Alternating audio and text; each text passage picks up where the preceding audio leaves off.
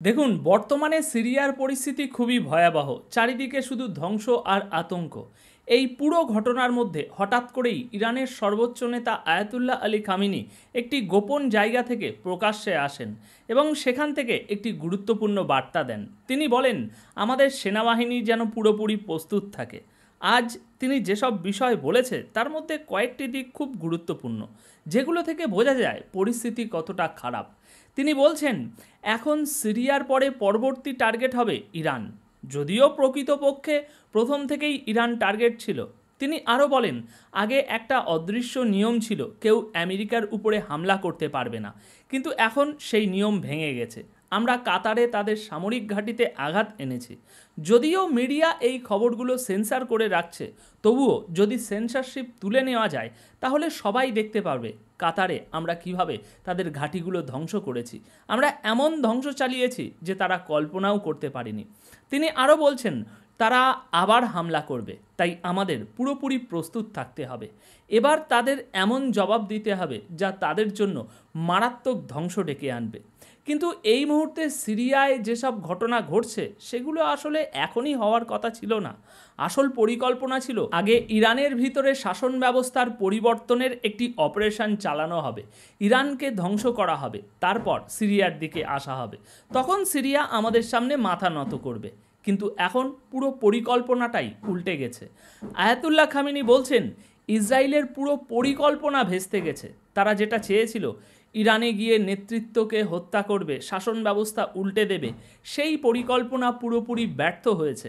তাই এখন আমাদের প্রস্তুতি আরও জোরালো নিতে হবে, কারণ সামনে যে হামলা আসছে তার জবাব আমাদেরকে এমনভাবে দিতে হবে যাতে সেটা খুবই শক্তিশালী ও ভয়ঙ্কর হয়।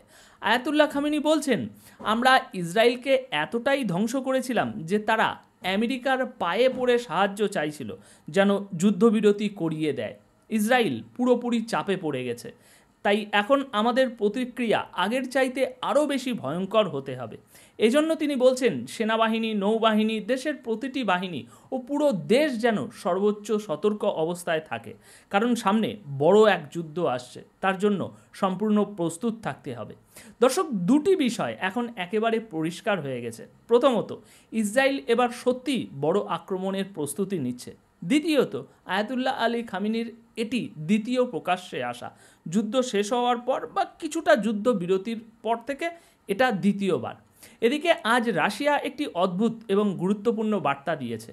রাশিয়া বলছে, মধ্যপ্রাচ্য এখন দুটি ওয়ার্ল্ড অর্ডারের মধ্যে একটা বড় সংঘর্ষের ময়দান হতে চলেছে। তারা বলছে, এই যুদ্ধটি মূলত পশ্চিমা বিশ্বের সঙ্গে গ্লোবাল সাউথের লড়াই। তাই বোঝাই যাচ্ছে বিশ্বের বড় বড় শক্তিগুলো এখন একে অপরের বিরুদ্ধে লড়াইয়ের পথে এগোচ্ছে এবং এই পরিস্থিতি সত্যিই খুব খারাপের দিকে এগোচ্ছে। ইসরায়েল ভালোভাবেই জানে ইরান প্রস্তুতি নিচ্ছে। আসলে ইসরায়েলও যখন ইরানের উপরে পরবর্তী আরেকটা আক্রমণ করতে যাচ্ছে, সেখানে তারা চাচ্ছে না যেন আক্রমণ ব্যর্থ হয়, কারণ ইরান আগেও ইসরায়েলের বিরুদ্ধে শক্তিশালী প্রতিক্রিয়া দেখিয়েছে। ইসরায়েল এখন ইরানের শক্তি দেখে ফেলেছে, তাই এবার তারা চাচ্ছে আক্রমণটা যেন পুরোপুরি সফল হয়, একদম পরিকল্পনা অনুযায়ী হয়। তারা চায় না যেন এবার কোনো রকম ভুল হোক। যেমন ধরুন, তারা ইরানের প্রেসিডেন্টকে হত্যার চেষ্টা করেছিল, কিন্তু তিনি বেঁচে যান। আয়াতুল্লাহ আলী খামেনিকেও হত্যার চেষ্টা করেছিল, তিনিও বেঁচে যান। তাই তারা এখন বুঝে গেছে এই শাসন ব্যবস্থা শেষ করতে হলে তাদের জন্য একমাত্র পথ ওই আয়াতুল্লাহকে টার্গেট করা। এই উদ্দেশ্যে তারা এখন নিজেদের সব রিসোর্স ব্যবহার করছে। তারা চেষ্টা করছে ইরানের ভিতরে আয়াতুল্লাহর লোকেশন খুঁজে বের করতে।